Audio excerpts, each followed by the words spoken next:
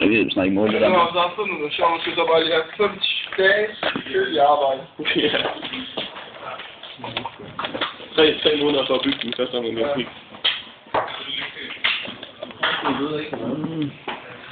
Skulle du have noget med... Hastigheden er også mere præcis. Programmet, det skulle lige ændre.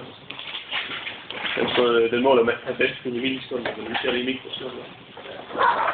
Okay, køjlen og en testaffyring. Det ligger 10 minus 10.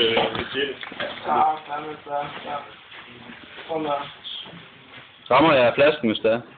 Tydeligt. Skal vi lige prøve det der? Oplæg. Skal jeg trykke 3?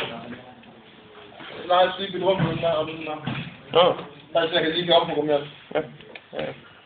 Compile. Vi lader den bare lade op her. Det her, det er vores databox til vores hastighedsmåler, som sidder her. Det er mega smart. Det er vores idé.